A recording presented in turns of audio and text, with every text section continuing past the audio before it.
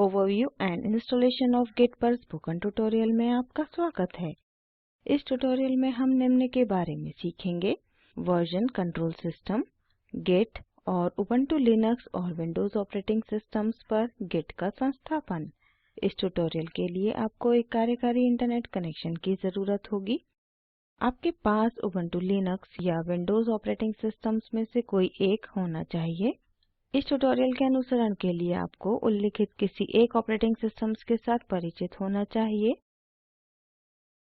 पहले सीखते हैं कि VCS यानी वर्जन कंट्रोल सिस्टम क्या होता है। वर्जन कंट्रोल सिस्टम एक बैकअप सिस्टम की तरह होता है। डॉक्यूमेंट्स, कंप्यूटर प्रोग्राम्स और वेबसाइट में बदलावों का संचालन करता है।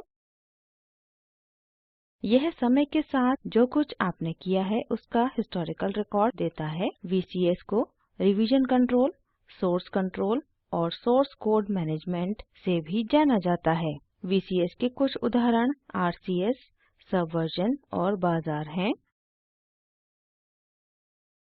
आगे हम गिट के साथ शुरू करते हैं। Git distributed version control software है। यह फ्री और ओपन सोर्स सॉफ्टवेयर है। यह एक फाइल या फाइल के सेट में किए गए बदलावों का ट्रैक रखता है। यह बनाने वालों को एक साथ काम करने की अनुमति देता है। यह प्रोजेक्ट्स के संस्करणों को संचालित और संचित करता है। यह प्रोजेक्ट के प्रोग्रेस यानी प्रगति की हिस्ट्री को ट्रैक करने में मदद करता है। गिट की मुख्य विशेषताएं निम्न प्रकार हैं। हम वापस जा सकते हैं और अपने काम के पिछले संस्करणों को वापस प्राप्त कर सकते हैं। हम सारे बदलावों की पूरी हिस्ट्री देख सकते हैं। गिट द्वारा दिए गए सुझावों को प्रयोग करके समस्याओं को आसानी से हल किया जा सकता है। अगर डेटा खो जाता है तो यह किसी भी क्लाइंट रिपॉजिटरी से पुनः संचित किया जा सकता है। गिट निम्न के द्वारा उपयोग किया जा सकता है: programmers, web developers, project managers, writers और अन्य। कोई भी जो संस्करणों को ट्रैक करने के लिए text files, sheets, design files, drawings आदि के साथ कार्य करता हो। लोग जो एक गतिविधि या प्रोजेक्ट पर सहयोग से कार्य करते हों।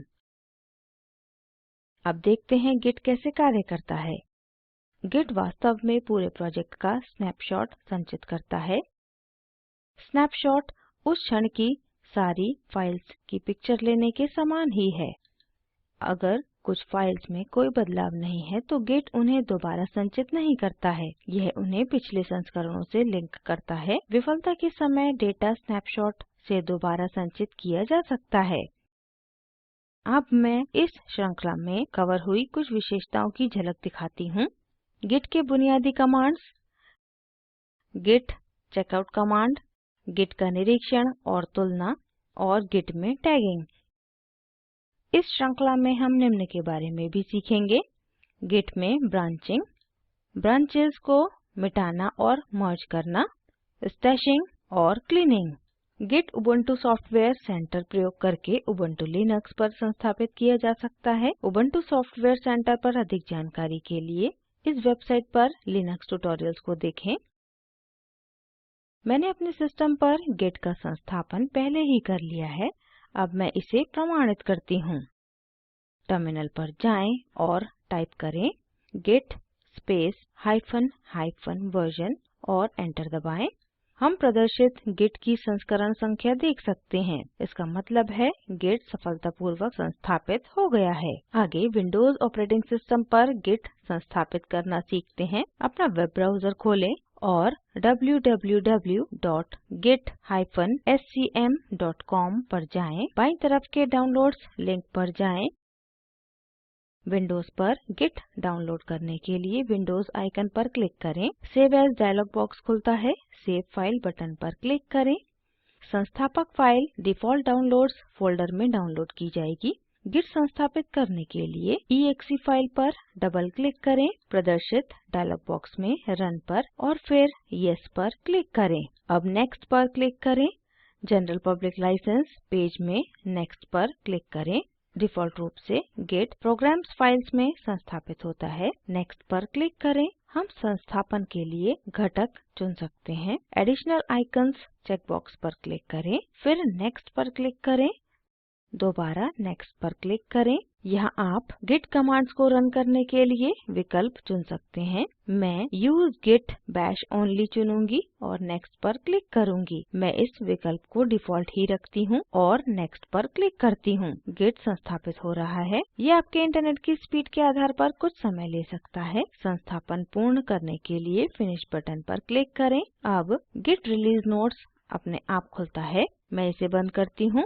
आप अपने डेस्कटॉप पर बना हुआ शॉर्टकट आइकन git bash देखेंगे। खोलने के लिए इस पर डबल क्लिक करें। वैकल्पिक रूप से आप start menu, all programmes, git पर क्लिक कर सकते हैं और फिर git bash पर क्लिक कर सकते हैं। अब git bash खुलेगा। यह git की संस्थापित संस्करण संख्या दिखाता है।